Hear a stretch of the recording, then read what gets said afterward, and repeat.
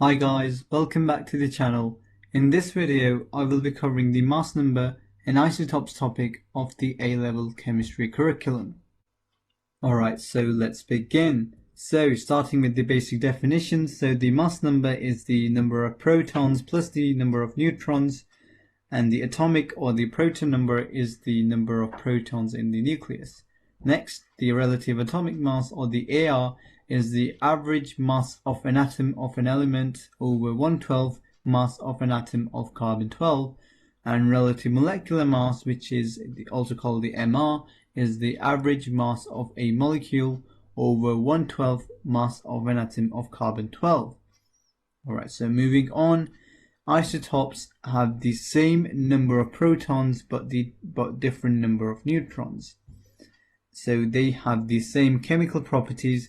This is because they have the same electron configuration and the same electron structure, but they have varying physical properties as they have different masses. Alright, so in this video I will be covering the time of flight mass spectrometer, which can be used to find the relative isotopic abundance and also the relative isotopic mass.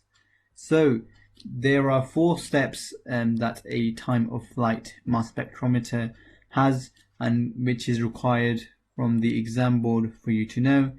One is ionization, one is acceleration, next is ion drift, and the last one is detection. Alright, so starting with the first stage of the time of flight mass spectrometer, which is ionization. So this needs to happen because the sample needs to be ionized so that it can be accelerated and detected later in the stage.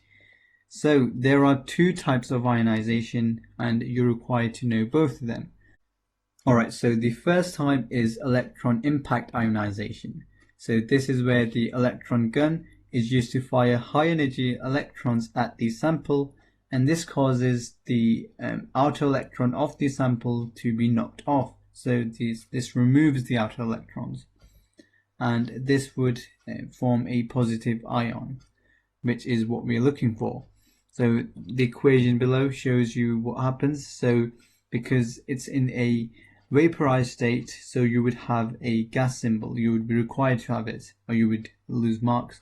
So you'd have X in gas state, which the electron would be removed from, so you would have a X plus, which would be a positive ion or a cation, and a electron which has been removed.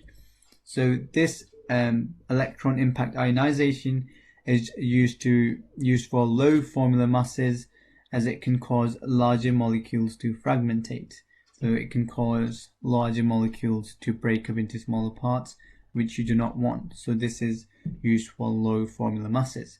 Alright, so the second type of ionization is electrospray ionization. So in this, the sample is dissolved in volatile polar solvent. It's injected through a fine needle, giving a fine mist, and then a tip of needle is attached to a high voltage, and sample is ionized by gaining a proton H plus from solvent. So the equation would be X, so in the gas state, so X in gas state plus H plus, which is the hydrogen ion which it has gained, and that would give X H plus. So you would have the proton in there and with the sample, so in the gas state as well.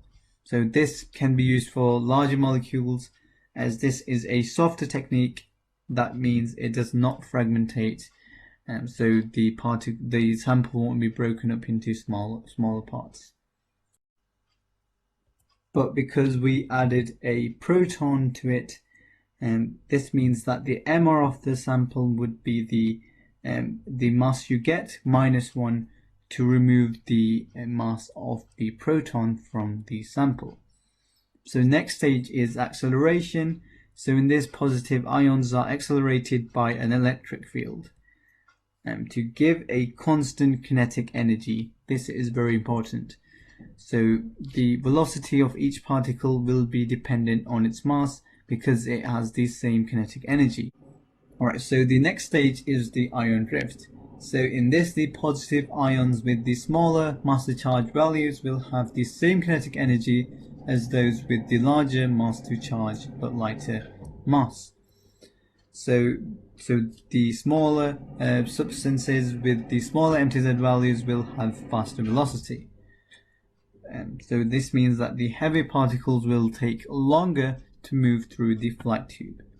And ions are distinguished by the different flight times. Alright, so as you can see in the image below, this is the ion drift region. So the heavy particles are left behind, whereas the lighter particles are more ahead. It's because the heavier particles have a higher mass, whereas the lighter particles have a lighter mass. Therefore, there's difference in the times between them, and this is how the different particles will be distinguished. Alright, so moving on to the last stage is detection, and this will be where the positive ions hit the detector and receive their electron back. So because they were a positive ion, they had a +1 charge, they need to get their electron back, and when they hit the detector, they will receive their electron back.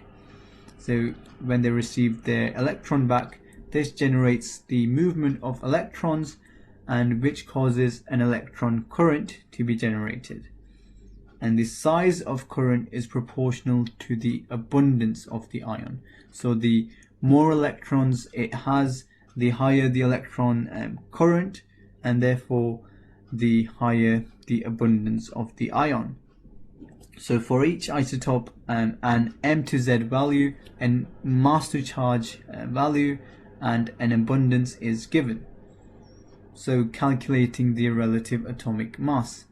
So you can calculate the relative atomic mass with this equation. So the isotopic mass of the first value times the abundance, the relative abundance of this isotope, then plus isotopic mass of the second one times the relative abundance of that isotope, and you can keep adding that. So if you have 5 isotopes, you would repeat this for all 5 of them, and at the end, because it's a percentage, it's out of 100, you would divide that by 100. So using this formula, let's say we have 3 isotopes of magnesium. So we have a magnesium with a mass 24, 25 and 26 with their relative abundances. So what we would do is we would multiply the mass by the abundance, so 24 times 79 plus 25 times 10 plus 26 times 11, which will give us 2432.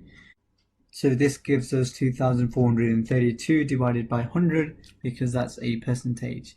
So this would get us 23.3 to 1 decimal place.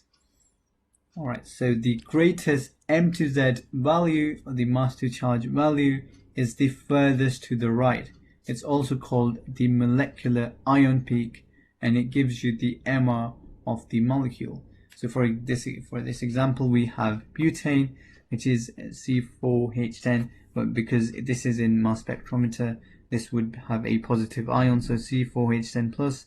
So the furthest to the right, so in this case this one, would be the molecular ion. Alright, so we can have other peaks due to different isotopes. So in this example, we have 2 different isotopes of bromine, bromine 79 and bromine 81, and therefore we have different peaks, because if you join them together, so for example bromine 79 plus bromine 79 would have a different mass to bromine 81 and bromine 81. So that's why they would have different peaks at different areas. So in this example we have 158, 160 and 162 mass of bromine. Keep that in mind that it's a diatomic particle, so there's 2 bromines together. So there may also be different peaks due to fragmentation. So again, looking at the example of butane C4H10, we have 2 smaller peaks, and the fragmented peaks would always be to the left of the molecular ion peak. So in this case, the molecular ion peak, which weighed 58 M2Z, is broken down into smaller peaks, which is 29 and 43, due to fragmentation.